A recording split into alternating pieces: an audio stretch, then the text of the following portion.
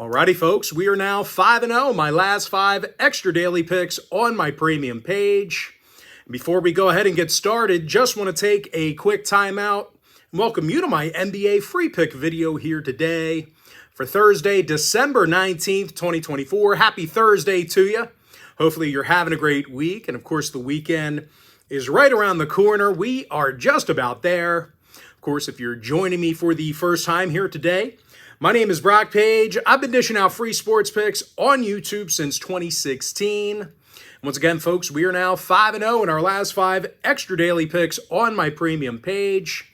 And the good news is I've got another extra daily pick going off here for you today. And if you sign up for that membership, you're going to get access to that package every single day for the next 30 days. And as an added bonus, you're also going to get access to my daily best play each and every day during that time frame, absolutely free. It's going to be included with your membership. Of course, if you want to access all of my premium selections, you may want to think about signing up for my full access, all-inclusive Gold Club membership. Gold Club members get access to every single premium selection of mine, every single package, every single day for the next 30 days. And folks, real quick, I'm 4-1 on my last 5 daily best plays, 5-0 my last 5 extra daily picks. And finally, folks, we are 3-0 in our last 3 board member tier package plays. And the good news is I've got plays going off in all of those packages here today, and they're all included with your Gold Club membership. And with that, folks, let's go ahead and dive into some free content. We're going to start off with the Hornets at the Wizards, 7 o'clock Eastern tip-off. Charlotte is -3, totals 225. Now, the Hornets are just 7-19 on the year, but they do have a winning record against the point spread. And, of course, Washington on the other side, they're just 3-21 overall for the year, 8-16 against the number. And I'll tell you, as bad as Charlotte's been this season, it is just nothing compared to the disparity of the Wizards. They're shooting only 29% from three-land at home, bottom 5 in points per game in their own building. And they're facing a Charlotte club who is actually doing a nice job of grabbing rebounds. There's not a whole lot they do well, but that's one of the things they do pretty good, grabbing boards. These guys are in the top 5 in offensive rebounds per game on the road. Nick Richards grabs nearly double-digit boards a game, club leader in blocks. And LaMelo Ball, he's also grabbing a handful of boards per contest himself, team leader in steals. When it comes to snagging defensive boards, well, the Hornets are a top 10 defensive rebounding team as well. Now, injury-wise, Trey Mann's still out for Charlotte. Miller's questionable. Meanwhile, for the Wizards, Carrington, Brogdon, Kispert, and George, they're all listed as day-to-day. Keep an eye on them. Kuzma and Bey are still out. When it comes to the total, 7 out of the Wizards' last 10 ball games did fall under the total. 8-5 to the under in the nation's capital. Meanwhile, 6 out of the Hornets' last 10 outings stayed under the number themselves. I like Charlotte -3, under 225. All right, next game, Thunder Magic, 7 o'clock East. OKC's -6, totals 213. Oklahoma City's 20-16 on the year. 20-6 on the year, 18-8 against the point spread. Orlando 17-11 overall, but they did fail to cover in 4 out of their last 6. And when it comes to offensive production, Orlando is a bottom 5 point producing team. They're averaging only 107 points per contest. When it comes to shooting the 3 ball, well, no one's worse than the NBA. Magic shooting a league worst 30% from beyond the arc. And that's certainly bad news for them because OKC's been insanely tough contesting shots on defense. They're currently first in the NBA in defensive three-point percentage. You just can't shoot the long ball against them. They're also limiting opposing teams to just 103 points per contest. That is also a league low. Now, injury-wise, Williams, Dukas, Flagler, Deng, and Holmgren are still out for OKC. Wagner and Banchero still inactive for the Magic. 4 out of Orlando's last 7 outings did stay under the number.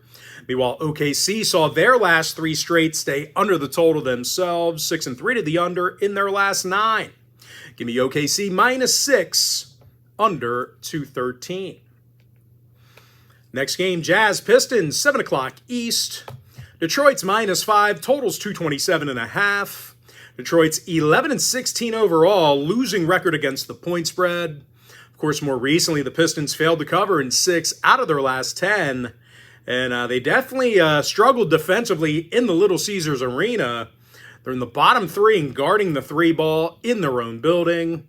They're also dead last in the league in steals. They're facing a Utah team who actually does a nice job getting to the foul line. They're 3rd in the league in free throws made per game. Colin Sexton's making 90% of his attempts from the stripe, 42% shooting from downtown. And John Collins is currently 2nd on the roster in scoring, 43% shooting from beyond the arc. Now, injury-wise, Ivy and Harris are day-to-day for Detroit. Stewart and Klintman are still out. When it comes to the number, Detroit went 7-3 to the over in their last 10. Meanwhile, Utah saw overs in 6 out of their last 10 themselves. I like the Jazz +5 over 227.5. I want to remember that. I don't think there's going to be too many times we're leaning toward Utah this year. All right, next matchup. Nets Raptors, 7:30 East. Toronto's -4.5, totals 218 and a hook. And both teams coming into today's game with some defensive problems. Toronto's currently 25th in points allowed per game, and they're just sending way too many people to the stripe. Toronto is dead last in the league in free throws allowed per contest. Meanwhile, the Nets on the other side, well, they're dead last in defensive field goal percentage themselves. Their opponents are making nearly 50% of their field goals against them. Now, injury-wise, Watford, Williams, Bogey, and Thomas, they are all inactive for the Nets. Pirtle, Brown, and Quickly inactive for the Raptors.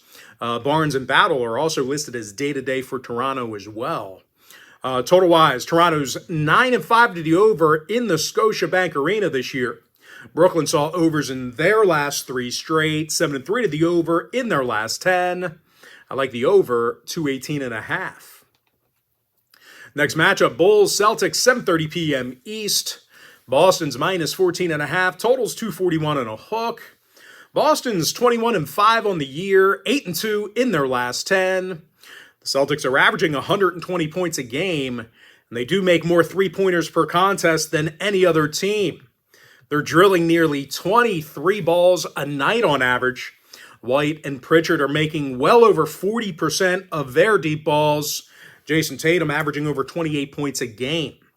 They're facing a Chicago club who allows more field goals a game than any other team. The Bulls are actually allowing 122 points per contest, and they're second to last in defensive turnovers, doing a terrible job with takeaways. Now, injury-wise, Giddey, Terry, Levine, and Liddell are out for the Bulls. Porzingis, Tillman, and Hauser day-to-day for Boston. The Celtics did see overs recently against the likes of Memphis, Detroit, and this very Chicago team. Meanwhile, the Bulls on the other side, they've seen 64% of their road games get over the total themselves. I like Boston -14.5, over 241 and a hook. All right, next matchup, Hawks, Spurs, 8 o'clock East. San Antonio's -2, totals 233.5. And even though this is a short number, the Spurs failed to cover in their last 6 straight. Bottom 10 in field goals allowed.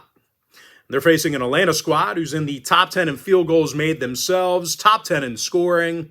DeAndre Hunter averages nearly 20 points per contest, 44% shooting from three-land. And Jalen Johnson, he scores over 19.5 points a night himself, 50% shooting from the field. Now, injury-wise, Zeller and Okongwu are out for the Hawks. Trae Young's day-to-day. Meanwhile, for the Spurs, Collins, Johnson, and Jones are questionable for them. San Antonio went 6-3 to the over in their last 9. Atlanta saw overs recently against the Nuggets, Lakers, and Pelicans. Give me the Hawks +2, over 233.5. Next game, Warriors, Grizzlies, 8 o'clock East. Memphis is -2.5, totals 236 and a hook. Memphis is 18-9 overall, 18-9 against the point spread. They've also been tough to shoot the ball against. They're in the top 3 in defensive field goal percentage, top 3 in guarding the 3 ball. Jaren Jackson Jr. leads the team in blocks and steals. Santi Aldama grabs the most rebounds. And they're facing a Golden State team who's in the bottom 10 in shooting from the field, dead last in shooting from the stripe. Now, injury-wise, Moody's out for the Warriors. Huff, Jackson, and Williams inactive for Memphis. When it comes to the total, the Grizzlies saw unders against the likes of the Lakers, Kings, and Mavericks. Meanwhile, Golden State went 7-3 to the under in their last 10. Give me Memphis minus 2.5, under 236 and a hook.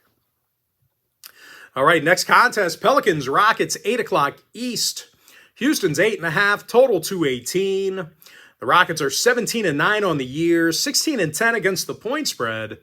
Meanwhile, the Pelicans are just 5-22 straight up, 10-17 against the number. Of course, more recently, the Pels dropped 9 out of their last 10 ball games, and they're dead last in the league in scoring. And unfortunately for them, they're facing one of the tougher defensive teams in Houston. The Rockets allow just 106 points a night. They have the second lowest defensive field goal percentage in the association.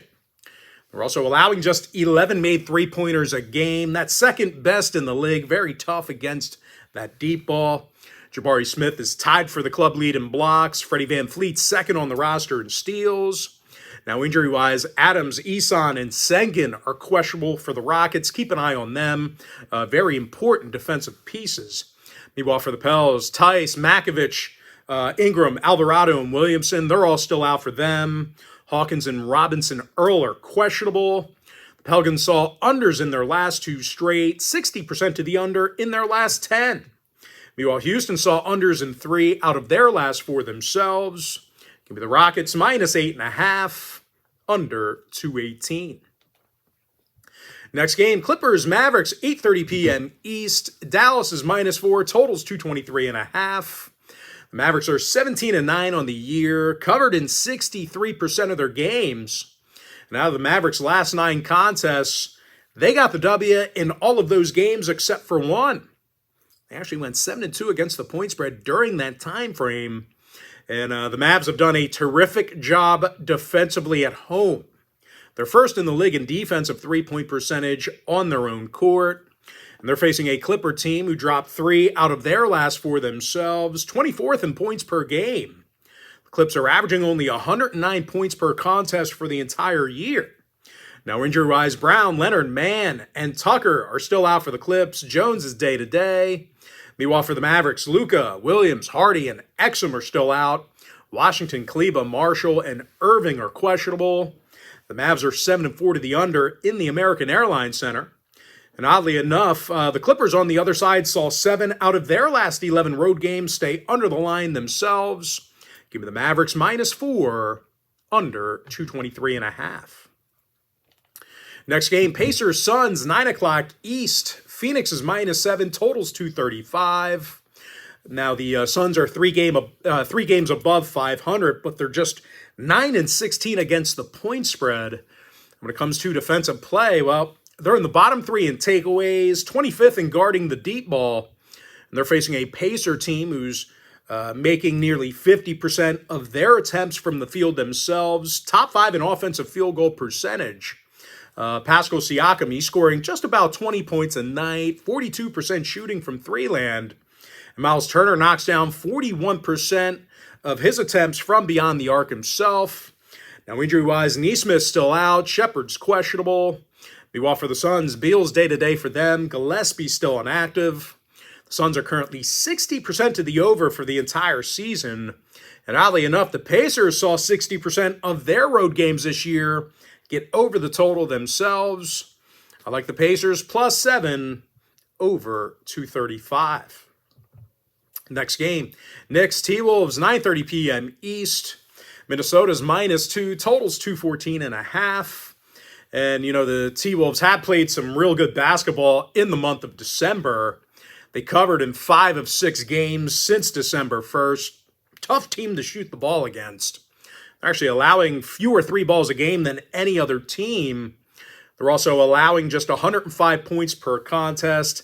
That's 3rd best in the NBA. Rudy Gobert has the most blocks and rebounds.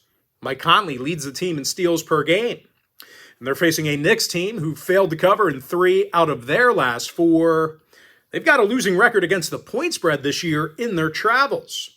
And as good as they've been offensively, they really don't get to the foul line much. They're in the bottom 10 in free throws made, 25th in offensive boards. Now, injury-wise, Robinson's still out for the Knicks. Ingles inactive for Minnesota. 6 out of the T-Wolves' last 7 outings did stay under the total. Meanwhile, New York saw their last 3 straight stay under the number themselves, 5-3 to the under in their last 8. Give me the T-Wolves -2, under 214.5. Next breakdown, Nuggets, Blazers, 10 o'clock East. Denver's the 8-point favorite, totals 235. The Nuggets are 14-10 on the year. Portland just 8-18. Of course, more recently, the Blazers are on a 6-game skid. They've definitely struggled guarding the 3-ball. Portland's currently in the bottom 3 in defensive 3-point percentage. And in their last 6 outings, the Blazers allowed over 124 points a game on average. And unfortunately for them, they're facing a top 5 point-producing team in the Nuggets. They're averaging nearly 120 points a game. And I'll tell you, they're getting all kinds of calls on the offensive end of the floor, doing a great job drawing contact. Denver's currently making more free throws a game than any other franchise. Nikola Jokic averages over 30.5 points a game. He's second in the league in points per contest, rebounds, and assists, respectively. Joker, of course, is drilling nearly 50% of his 3 balls. Not much he can't do. Michael Porter Jr. is also second on the roster in scoring. He's making just about 40% of his attempts from 3 land. Now, injury-wise, Saric and Cancer are out. Braun is questionable. Meanwhile, for the Blazers, Ayton and Banton are day-to-day. Thibault's still out. Now, total-wise, Portland saw overs in 5 out of their last 8. Denver's 5-3 to the over in their last 8 themselves. Give me the Nuggets -8, over 235. With that, folks, we're going to dive into our next and final breakdown for the video. Lakers, Kings, 10 o'clock East. Sacramento's -4, totals 228.5. And both teams with their fair share of struggles on defense. The Kings are second to last in defensive 3-point percentage. Lakers are 24th in defensive field goal percentage. And out of the Lakers' last 10 meetings with Sacramento, the over cashed in 70% of those gatherings. Now, injury-wise, LeBron and AD are questionable for Los Angeles. Hayes and Hood-Schifino are still out. Meanwhile, for Sacramento, Sabonis, Herter, and Murray are questionable. Carter's inactive. When it comes to the total, Sacramento saw overs in 7 out of their last 10. They're also 64% to the over at the Golden One Center. I like the over 228.5. And with that, folks, now it's time for our quick pick recap.